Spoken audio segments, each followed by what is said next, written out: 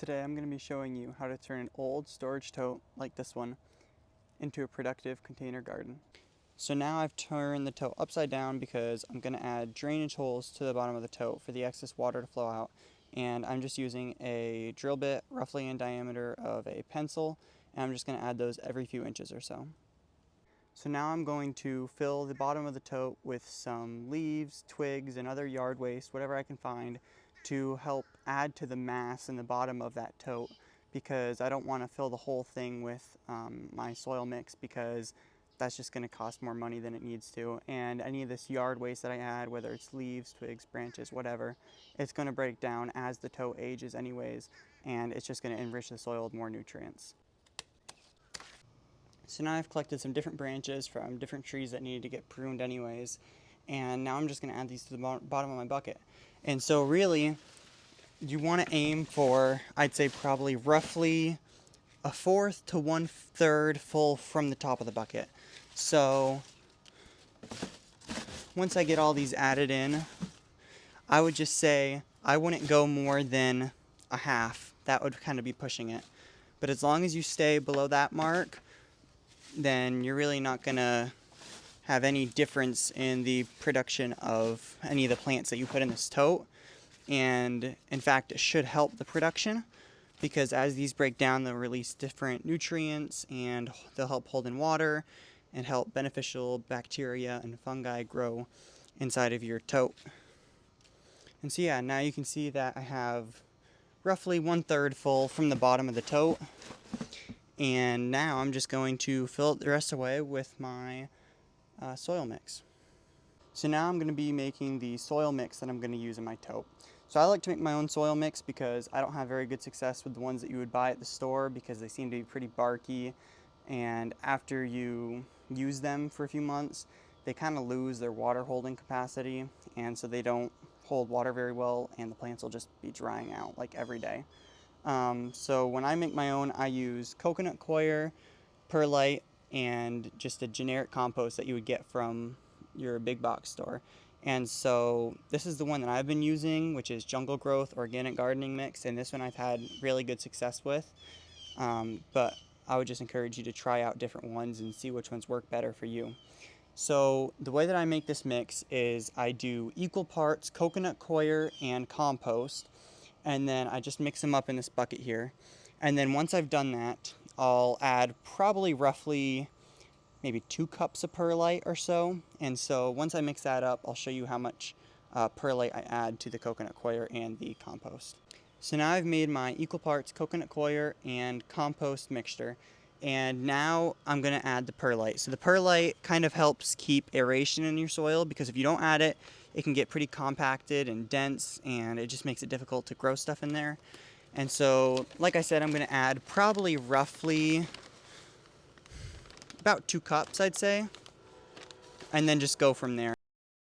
So now I've filled my tote with that soil mix that I made, and I ended up using about 1 bag of compost, 1 bag of perlite, and about half of the coconut coir that I had, which the coconut coir was a 5 kilogram block, I believe, that was on Amazon, which ended up costing me like about $25. And so I'd estimate that I ended up using about $10 worth of coconut coir. That compost, I believe, was $5 a bag, and the perlite was also about $5 a bag. So it was probably a total of $20, $25 or so to fill the bucket, which I don't think was that bad. And yeah, so now I'm ready to plant whatever I want to plant in this bucket. So now I've actually come back the next day to plant some different things in this container garden. And some of the things that I picked to grow in my container garden are CISO spinach, which is a great plant if you live in somewhere with a very mild winter, or a climate that's pretty close to tropical, like Florida. We're not technically a tropical climate, but it's close enough to where it grows really well and much better than traditional spinach would. And it's a perennial, and it grows into a small bush, kind of like the one here in this other tote that I've prepared the same way.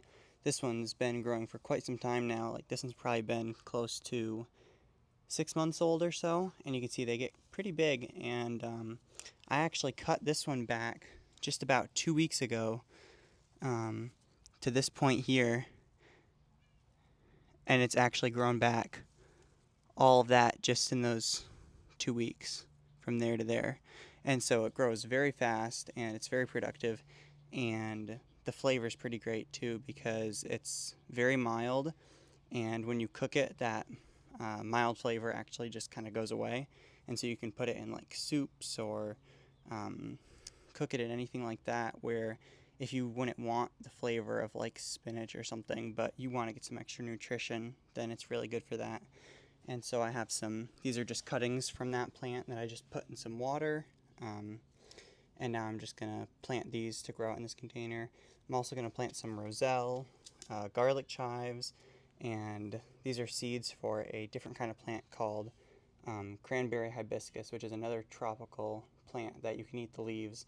And they actually do taste like cranberries, interestingly enough, and so it's a pretty fun plant to grow.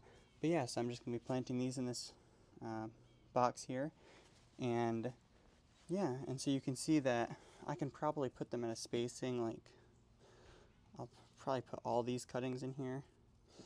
Really, I normally wouldn't put so many so close because that's all from one plant, and so the plant will grow to fill the container. But I don't have any other places to put the rest for now, so I'm just going to put them in here. But yeah, and so then I'll just make a little hole, and then this plant will root all along the stem too, so I can actually like put that as deep as I want. I'll just kind of put it in like that. And yeah, and so I'll just go ahead and plant the rest of these the same way. And then that's all you need to do. And then now I'll just finish planting the rest of those and my seeds, and then I'll have a little productive container garden in no time.